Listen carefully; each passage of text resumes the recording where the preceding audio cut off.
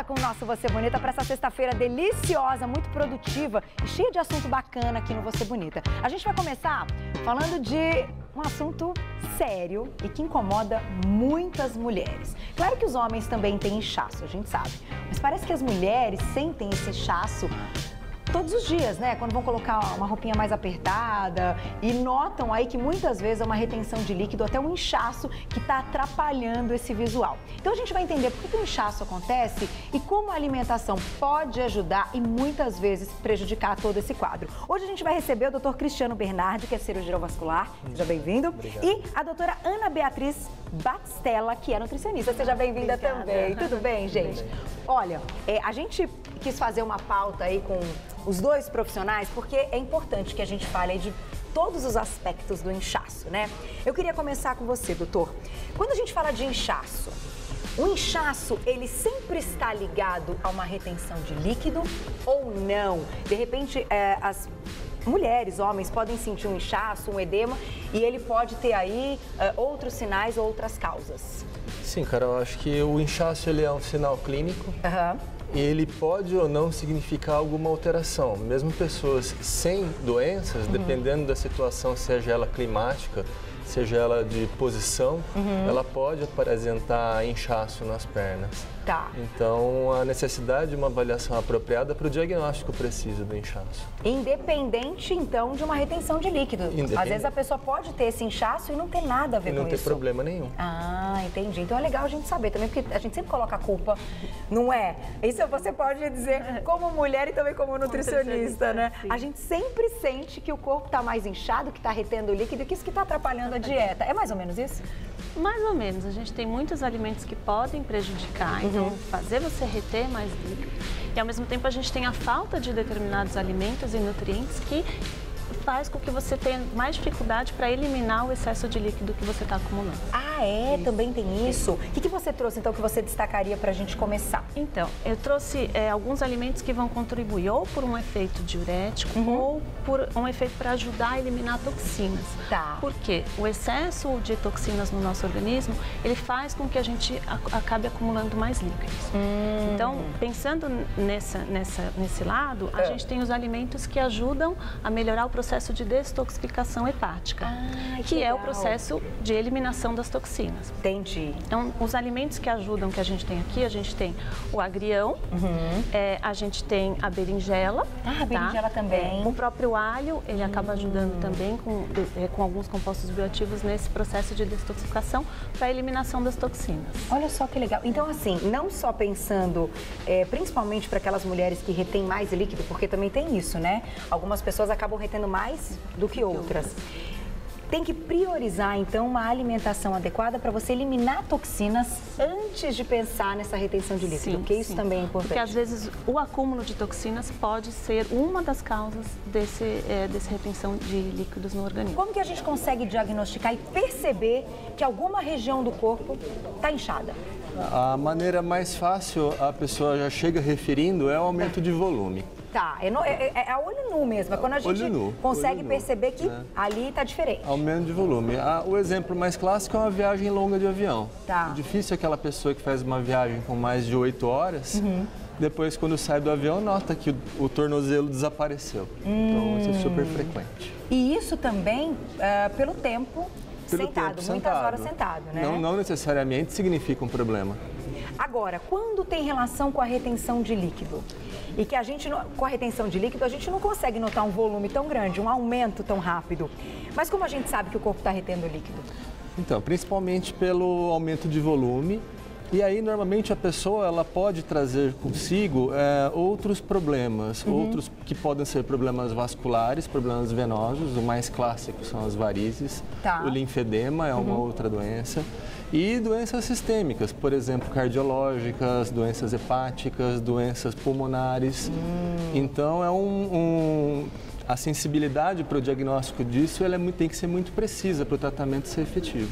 É verdade que quando a gente aperta, né, assim, vou fazer no braço, tá? Apertou. Se demora muito para voltar é porque ali tem retenção de líquido. Sim, sim. Isso funciona? Sim, sim. Isso tem até um epônimo médico, chama-se sinal de Godet. E é bem clássico na tíbia. Aperta a tíbia, quando tira fica a marca. do dedo apertado lá. E demora aí uns 5 minutos para voltar. Olha só, nesse caso, então, a pessoa precisa procurar uma ajuda porque de fato está retendo líquido. Sem dúvida nenhuma. Agora, falando da alimentação, a gente nota, principalmente nas mulheres, que o período que as mulheres se sentem mais inchadas e incomoda um pouco mais é o período da TPM, né? A alimentação também está ligada a isso? A gente consegue melhorar essa TPM? Então, a gente tem vários alimentos que podem auxiliar na melhora da TPM. Então, algumas deficiências nutricionais têm sido associadas com exacerbação dos sintomas da TPM. Tá. E, ao mesmo tempo, a gente tem os alimentos que, nesse período, também se tornam mais importantes por conta dessa maior retenção de líquido. Tá. Então, aí a gente pode pensar nos alimentos que têm uma quantidade maior de água, que vão auxiliar a um melhor metabolismo, um melhor funcionamento geral do organismo, para que a gente também possa ter uma maior eliminação do líquido retido. E como que você colocaria, assim, esses alimentos? Por exemplo, uma fatia de melão é suficiente para a gente ter esse resultado? Então, a gente não tem uma quantidade determinada, porque a gente não tem uma única causa e cada pessoa é única. Então, a gente precisa considerar como que é a dieta dela, como que são os hábitos de vida dela, quais as alterações hormonais que ela tem, quais são outros tipos de possíveis causas que podem estar envolvidas. Então, o que a gente sempre trabalha é com uma alimentação equilibrada, que tenha as suas porções de frutas, verduras e legumes distribuídas ao longo do dia e de uma maneira constante. Então, que isso seja o seu hábito alimentar, não uma dieta radical por um período. Entendi. E assim, em longo prazo, a gente consegue melhorar diversos sinais e sintomas clínicos. Beber muita água também é importante. Sim, sim. A água ela é importante tanto por auxiliar na questão da eliminação das toxinas, como eu já falei, como para ela está envolvida em todo o metabolismo orgânico. Então a gente precisa da água para todas as reações químicas que acontecem e também incluindo aí a eliminação das toxinas e do excesso de líquido. Porque tem muita gente que fica na dúvida, estou retendo líquido, se eu beber muita água, vou reter mais. Sim, isso sim. funciona ou é o inverso? Não, a gente precisa de água para poder fazer a eliminação adequada. Tá. O que acontece é que às vezes a gente pode ter alguma outra deficiência nutricional, que essa água que a gente está ingerindo, ela não está sendo utilizada de forma adequada pelo nosso organismo. Ou, por outro lado, a gente tem um excesso de algum nutriente, como por exemplo o sódio, presente no sal, no glutamato monossódico, que vai fazer com que a gente retenha mais líquido. Então a gente vai comer mais sal, automaticamente a gente vai ficar com mais sede, vai tomar mais água e não vai conseguir fazer essa eliminação por conta desse excesso de sódio. Entendi. É uma coisa que leva a outra também. Sim. E aí, com isso, a gente também tem a deficiência, por exemplo, de magnésio. Porque o magnésio, ele atua na regulação da homeostase de sódio, de potássio, e ele é necessário para que o metabolismo aconteça de uma forma adequada. Então, se você tem tudo isso junto, então, excesso de sal, excesso de alimentos industrializados, deficiência de magnésio, e você acaba consumindo muitos alimentos que pobres em nutrientes, você tem aí um conjunto de fatores que podem estar associados com esses sintomas. Olha só, então existem pessoas que a gente tem que, enfim, aumentar a quantidade de magnésio na dieta, na alimentação? Na dieta, sim. Onde a gente encontra magnésio? Então, magnésio é encontrado principalmente nas folhas verdes escuras e nos grãos integrais de uma forma geral. Entendi. Então, olha, gente, isso é importante. Às vezes a pessoa até diminuiu o sal, tá cuidando, mas não sabe que esse magnésio não tá legal. E dá para dosar isso com o exame de sangue? Sim, sim. A gente magnésio pode dá para dosar. Olha como é importante a gente ter essa orientação também. Agora, doutor, quando é diagnosticado que há um inchaço, que a mulher tem aí uma retenção de líquido, a gente até não está falando de um caso mais grave, mas de uma retenção de líquido até normal para esse período de TPM. Nesse caso, um vascular pode ajudar ou é a alimentação que vai ser o mais importante? Porque, assim, quando a pessoa nota que tem aí o aparecimento as veinhas estão saltadas e tal, claro que muitas vezes a indicação é de retirá-las. Agora, nesse caso, quando isso não acontece, mas que o incômodo é muito grande do inchaço, o vascular pode fazer alguma coisa para auxiliar? Pode, sem dúvida nenhuma. E a medicina caminha por esses lados agora numa abordagem de tratamento multidisciplinar.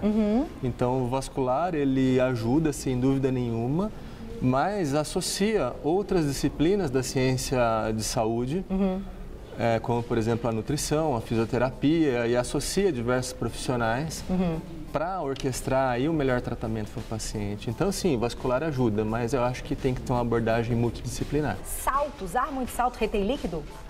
Boa pergunta. E aí? O que acontece é o seguinte, a utilização do salto, ela diminui a amplitude do movimento do tornozelo. Com isso, diminui a amplitude da contração da musculatura da panturrilha, que é o chamado coração da perna. Tá. Essa musculatura, quando contrai, ela bombeia o sangue de volta dos pés para o coração. Diminuindo essa amplitude, você diminui a função do coração da perna, entre aspas. Então, acaba acarretando edema, sim, utilizar salto. Olha só, então meninas, quem nota aí um inchaço nas pernas, pode ser retenção de líquido, mas pode ser também o uso de salto prolongado. Sem dúvida. Nesse caso, eu acho que isso os dois podem dizer. A massagem, ela é realmente indicada para o inchaço? Ela diminui mesmo esses edemas? Ela consegue melhorar a retenção de líquido? Sim, porque ela ajuda também nessa questão da eliminação das toxinas. Então, quando a gente estimula, principalmente o sistema linfático, a gente estimula a eliminação das toxinas, que vai ajudar a diminuir o inchaço. Então, nesse caso, também está ligado ao tratamento, a indicação de massagem? Sim, sem dúvida nenhuma. Além da questão das toxinas, tem um alívio sintomático do inchaço também, a drenagem linfática, por exemplo. Tá. Agora, comentei também que a gente, quando fala de inchaço, de retenção de líquido, a gente nota que as mulheres reclamam um pouco mais do que os homens. Não sei se pela vaidade, né, colocar a roupa justa e tudo mais. Mas, de fato, as mulheres têm mais retenção de líquido que os homens? Sim, como eu sempre costumo falar, nas mulheres tudo é mais complicado. Infelizmente, mas é verdade, né? Não tem jeito. A gente sofre, o negócio não é fácil, não. São os hormônios? São os hormônios. Tudo isso se explica pelos ciclos hormonais mensais e na gestação também, né? Que os hormônios vão lá em cima, além de questões mecânicas da barriga, então... É importante procurar um vascular nesse período da gestação? Sim, sem dúvida nenhuma, para orientar a utilização de uma compressão elástica, se dá para usar, se serve, o que usar, que compressão utilizar. Então, é adequado, sim, sem dúvida nenhuma. É importante, né? Sim. Porque eu sei que tem muitas grávidas que assistem o programa e a gente sempre fica na dúvida, né? Será que é importante? Então, gente, é importante procurar um vascular. Agora, dizem que todo mundo pode usar meia elástica e que deve usar todos os dias, é verdade? Não, todo mundo sim, mas sob a meia elástica ela é uma prescrição. Tem que passar no vascular para ele dizer a compressão, o tamanho dela. Entendi. Simplesmente chegar na loja, na casa cirúrgica, eles vão perguntar qual que você quer e tem uma lista gigante. Entendi. Muito apertada também pode prejudicar. Pior. Né? Pior que não usar. Então, para quem perguntou, que eu já vi que tinha essa perguntinha no Twitter, também está respondido. Vamos colocar mais uma, então agora vamos colocar na tela. Pergunta do Twitter, olha lá, se quiser participar, vai mandando. Vamos ver de quem que é. É da Alane, um beijo pra você. Passei uma noite inteira sentada, fiquei com as pernas inchadas. Por quê, doutor? É o chamado edema hidrostático, edema por posição. Então é a mesma explicação das pernas inchadas no avião. Né? Não necessariamente isso é um problema. Tá, então pode ser que passando outro no dia seguinte... Não enche mais. Se ela nunca teve, passou uma noite sentada e apareceu inchado e depois não teve mais, provavelmente foi por posição e não significa um problema.